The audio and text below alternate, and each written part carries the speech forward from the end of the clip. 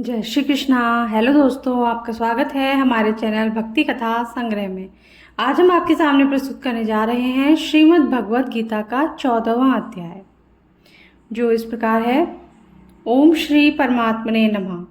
14वां अध्याय। उसके उपरांत श्री कृष्ण भगवान बोले, हे अर्जुन, ज्ञानों में भी अति उत्तम परम ज्ञान को मैं फिर भी तेरे लिए कहूँगा कि जिसको जानकर सब मुनिजन इस संसार से मुक्त होकर परम सिद्धि को प्राप्त हो गए हैं। हे अर्जुन, इस ज्ञान को आश्रय करके अर्थात धारण करके मेरे स्वरूप को प्राप्त हुए पुरुष सृष्टि के आदि में पुनः उत्पन्न नहीं होते हैं और प्रलय काल में भी व्याकुल नहीं होते हैं, क्योंकि उनकी दृष्टि में मुझ वासुदेव से भिन्न कोई वस्तु है ही नहीं। हे अर्जुन, मेरी महत ब्रह्मरूप प्रकृति अर्थात त्रिगुणमयी माया संपूर्ण भूतों की योनि है, अर्थात गर्भाधान का स्थान है, और मैं उस योनि में चेतन रूप बीज को स्थापन करता हूँ। उस जड़ चेतन के संयोग से सब भूतों की उत्पत्ति होती है। हे अर्जुन, नाना प्रकार की सब योनियों में जितनी मूर्तियाँ अर्थात शरीर उत्पन्न होते हैं, उन सब की त्रिगुणमयी माया को गर्भ को धारण करने वाली माता है और मैं बीज को स्थापन करने वाला पिता हूँ। हे अर्जुन, सत्वगुण, रजोगुण और तमोगुण ऐसे यह प्रकृति से उत्पन्न हुए तीनों गुण इस अविनाशी जीवात्मा को शरीर में बांधते हैं। हे निष्पाप, उन तीनों गुणों में प्रकाश करने वाला निर्विकार सत्वगुण तो निर्मल होने के कारण सुख की आसक्ति से और ज्ञान की आसक्ति से अर्थात ज्ञान के अभिमान से बांधता है। हे अर्जुन, राग रूप रजोगुण को कामना और आसक्ति से उत्पन्न हुआ जान, वह इस जीवात्मा को कर्मों की और उनके फल की आसक्ति से बांधता है। और हे अर्जुन, सर्वदेहाभिमानियों के मोहने वाले तमोगुण को अज्ञान से उत्पन्न हुआ जान, वह इस जीवात्मा को प्रमाद, आलस्य और निद्रा के द्वारा बांधता है। क्योंकि हे अर्जुन, सत्वगुण सुख में लगाता है और रजोगुण कर्म में लगाता है तथा तमोगुण तो ज्ञान को आच्छादन करके अर्थात ढक के प्रमाद में भी लगाता है। और हे अर्जुन, रजोगुण और तमोगुण को दबाकर सत्वगुण होता है अर्थात बढ़ता है, तथा रजोगुण और सत्वगुण को दबाकर तमोगुण बढ़ता है। वैसे ही तमोगुण और सत्वगुण को दबाकर रजोगुण बढ़ता है। इसलिए जिस काल में इस देह में तथा अंतःकरण और इंद्रियों में चेतनता और बोध शक्ति उत्पन्न होती है, उस काल में ऐसा जानना चाहिए कि सत्वगुण बढ़ा है।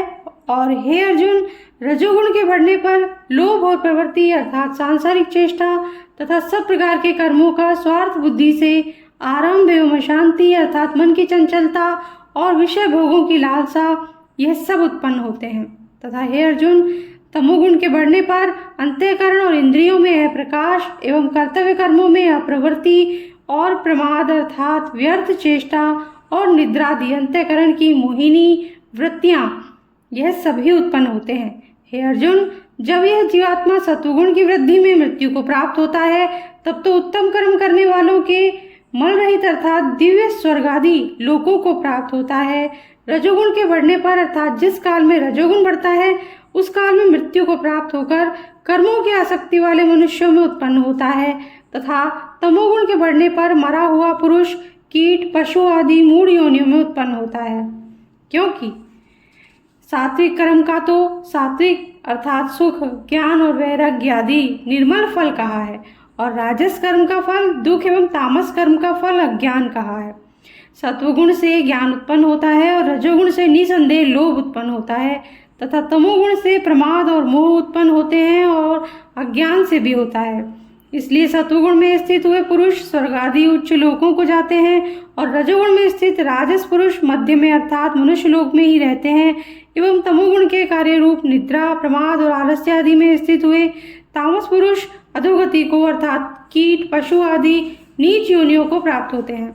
हे अर्जुन, जिस काल में दृष्टा अर्थात समष्टि चेतन में एक ही भाव से स्थित हुआ साक्षी पुरुष तीनों गुणों के सिवा अन्य किसी को कर्ता नहीं देखता है अर्थात गुण ही गुणों में बरतते हैं, ऐसा देखता है तो तीनों गुणों से अति परे सच्चिदानंद घन स्वरूप मुझ परमात्मा को तत्व से जानता है। उस काल में वह पुरुष मेरे स्वरूप को प्राप्त होता है तथा यह पुरुष इन स्थूल शरीर की उत्पत्ति के कारण तीनों गुणों को उल्लंघन करके जन्म, मृत्यु, वृद्धावस्था और सब प्रकार के दुखों से मुक्त हुआ परमानंद को प्राप्त होता है। इस प्रकार भगवान के रहस्य युक्त वचनों को सुनकर अर्जुन ने पूछा कि हे पुरुषोत्तम, इन तीनों गुणों से अतीत हुआ पुरुष किन किन लक्षणों से युक्त होता है और किस प्रकार के आचरणों वाला होता है, तथा हे प्रभु, मनुष्य किस उपाय से इन तीनों गुणों से अतीत होता है।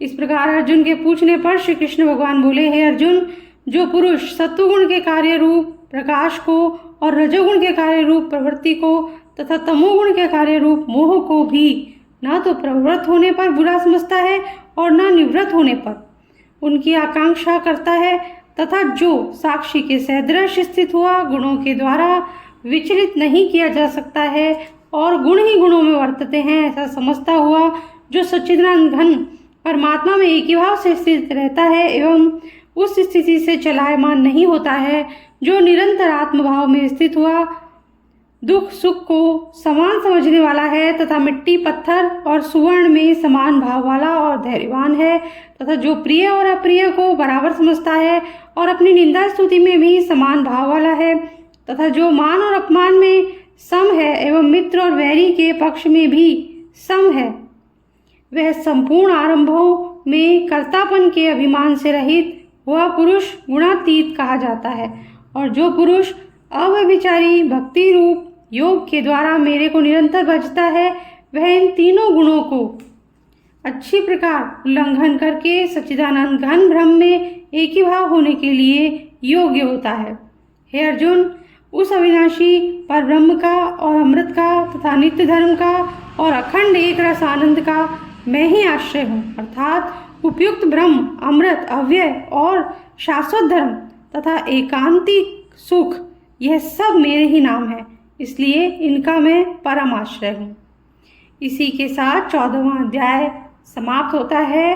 अगर आपको पसंद आया हो तो लाइक ज़रूर कर दीजिएगा, चैनल को सब्सक्राइब कर दीजिए, बेल आइकन प्रेस कर दीजिए ताकि हमारे आगे आने वाले वीडियोस, गीता के आगे आने अध्याय भी आपको नोटिफिकेशन के द्वारा मिल सके।